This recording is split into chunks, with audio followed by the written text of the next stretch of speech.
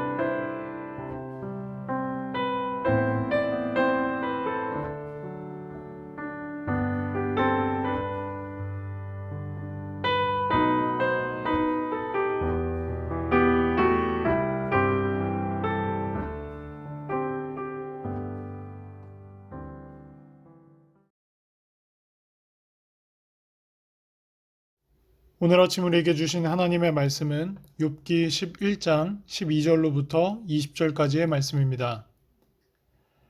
허망한 사람은 지각이 없나니 그의 출생함이 들나귀 새끼 같으니라.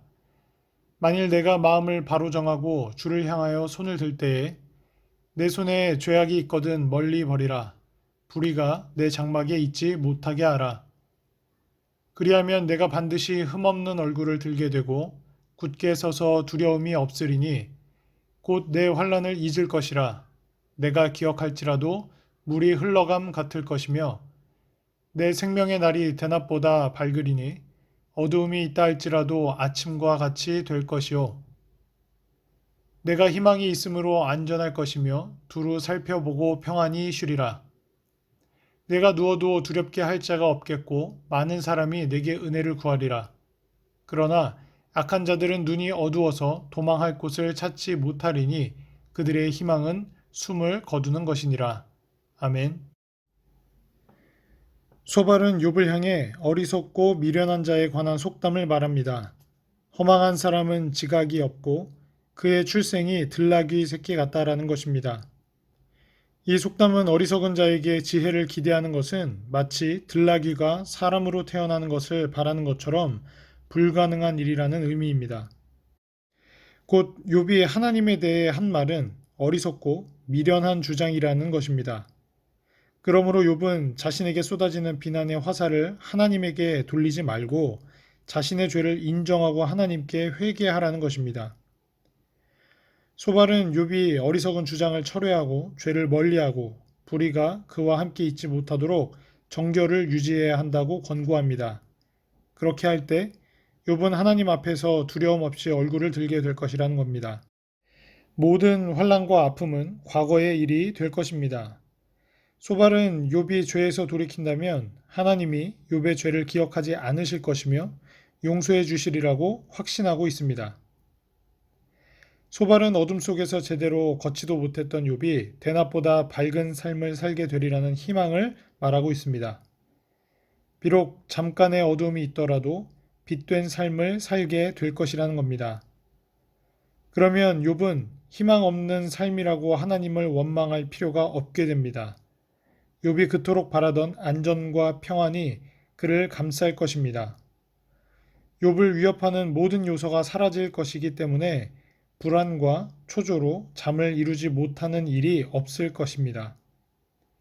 욥은 낮과 밤을 다시 되찾고 고요한 일상으로 돌아갈 수 있을 것입니다.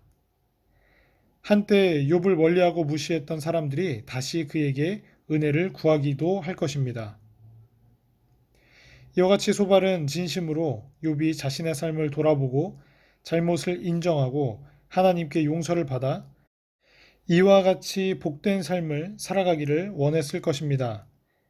소발은 만약 욥이 자신의 조언을 받아들이지 않고 자신의 주장을 계속 고집한다면 희망 없이 죽어가는 악한 자들과 같은 운명에 처해질 수도 있다고 강하게 경고하면서 오늘 본문이 마무리됩니다. 오늘 본문을 통해 도를 넘은 자신감이라는 제목으로 함께 묵상하도록 하겠습니다. 욥의 친구 소발은 욥의 모습을 보며 자신 있게 충고했습니다. 하지만 그는 욥을 잘 몰랐으며 그 상황을 주관하시는 하나님에 대해서도 결국 알지 못했습니다. 그저 자기의 우월한 모습에 도취되어 있었을 뿐입니다. 욥을 향한 소발의 비난이 도를 넘습니다. 그는 욥이 어리석은 자, 야생 당나귀 같다고 공격합니다. 소발이 이렇게 욥을 비난하는 이유는 단 하나입니다. 자신의 말에 동의하지 않고 자신의 권면을 따르지 않았기 때문입니다. 그가 보기에는 욥은 죄인인데 왜 자신의 말을 인정하고 회개하지 않느냐고 다그치고 있습니다. 그런데 소발 역시 욥처럼 욥이 무슨 죄를 지었는지, 회개해야 할 죄가 무엇인지 알지 못했습니다. 그래서 그의 권고나 비난은 결코 올바르지 않습니다. 근거조차 없기 때문입니다. 소발은 욥에게 마음을 정하고 하나님을 향해 손을 뻗으라고 권합니다. 그런데 욥은 이미 그러고 있었습니다. 계속 하나님 앞에 간절하고 가난한 마음으로 구하고 있었습니다. 그런데 욥에게는 깨닫고 제거할 죄가 없었습니다. 물론 그는 죄인이지만 지금 받고 있는 고난의 원인이라고 할 수 있는 그 죄가 그에게는 도무지 깨달을 바가 없었습니다. 우리는 타인이 겪는 어려움에 대해 말할 때 극히 주의를 기울여야 합니다. 최소한 손을 뻗어 하나님께 간절히 간구하는 사람에게 손을 들어 하나님께 기도하며 하나님이 회복시키시리라는 형식적인 권고는 주의 깊게 살피고 하지 말아야 할 것입니다. 소발은 자신의 말을 따르면 두려움이 사라지고 환난과 고통을 잊게 될 것이라고 자신 있게 단언합니다. 하지만 그렇지 않았습니다. 물론 나중에 욥이 회복되기는 했지만 그가 말한 대로 해서 된 것은 아닙니다. 우리가 하나님에 대한 지식과 믿음을 갖는 것은 정말 중요한 일입니다. 하지만 하나님의 광대하심과 성령의 역사 앞에서 항상 우리는 겸손해야 합니다. 아마 소발은 자신의 말을 뒷받침할 지식과 경험이 있었을 것입니다. 하지만 하나님은 그의 지식과 경험보다 훨씬 크신 분이고 그의 지식은 욥의 상황에 아무짝에도 소용이 없었습니다. 그렇다면 소발이 틀렸을까요? 반은 맞고 반은 틀립니다. 우리는 분명히 죄인이고 하나님께 겸손히 간구하면 하나님이 구원해 주십니다. 이러한 신앙의 논리와 소발의 주장은 크게 다르지 않습니다. 따라서 소발의 신학은 타당합니다. 하지만 그는 겸손하지 않았습니다. 적어도 쉽게 다른 이들을 판단했고 정죄했습니다. 예수님께서 그토록 싫어하시던 바리새인의 모습입니다. 지식도 옳아야 하지만 지식만 옳아서는 안 됩니다. 마음과 태도도 옳아야 그 지식이 온전해지는 것입니다. 우리는 하나님께 회개하고 통회하여 온전하게 살기 위해 아무리 노력한다고 해서 우리의 삶이 크게 변하지 않는다라는 것을 알고 있습니다. 하지만 소발은 욥이 회개하면 이러한 일들이 있을 것이라 말합니다. 결과와 목표 지향적이고 물질적이고 기복신앙적인 것입니다. 분명 욥은 상황에 움직이는 신앙인이 아니었습니다. 고통 가운데 많이 힘들어했지만 결코 어떤 조건, 앞으로 받을 어떤 복, 앞으로 일어날 어떤 회복, 이러한 조건 때문에 하나님을 믿고 행동하는 기복신앙인이 아니었습니다. 소발의 지식이 크게 잘못된 것이라고는 할 수 없습니다. 하지만 그는 경직되어 있었고 그의 신앙 지식이 그의 시야와 마음을 온유하게 만들지는 못했습니다. 이런 상태에서 그는 자신의 지식과 믿음을 자신 있게 타인에게 적용했던 것입니다. 우리는 이러한 자기 확신으로 가득한 태도를 스스로 주의해야 할 것입니다. 내가 모르는 바도 있고 깨닫지 못한 부분도 있을 수 있음을 늘 생각하고 신중해야 합니다.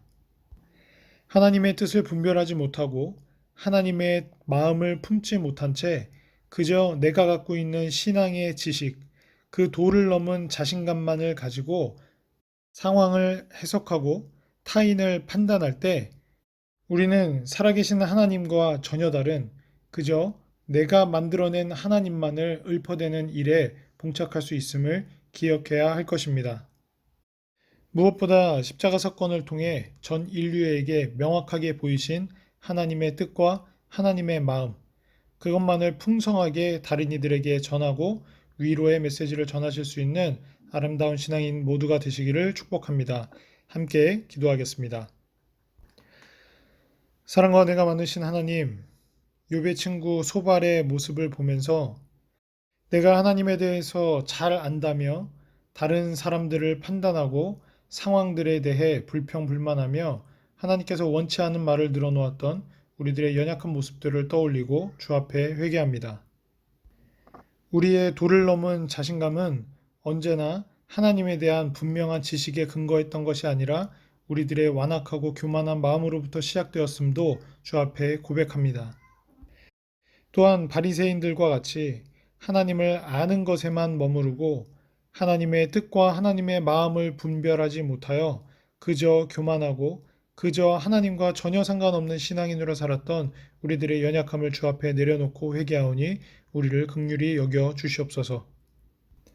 오늘도 광활하시고 살아 역사하시는 놀라우신 하나님의 섭리 앞에 그 하나님을 마치 나의 새장 안에 가둬놓고 내가 만든 하나님으로 우상처럼 만들어내고 있는 우리들의 연약한 신앙을 오늘 다시 고쳐주시고 회복시켜 주셔서 놀랍고 영광스러운 하나님의 인도하심 앞에 그저 하나님을 신뢰하고 기뻐하며 예수 그리스도의 십자가에서 보여주신 그 하나님의 사랑과 하나님의 마음과 하나님의 뜻으로 그 은혜만으로 충분히 기뻐하고 승리하는 하루가 될 수 있도록 주여 축복 인도하여 주시옵소서.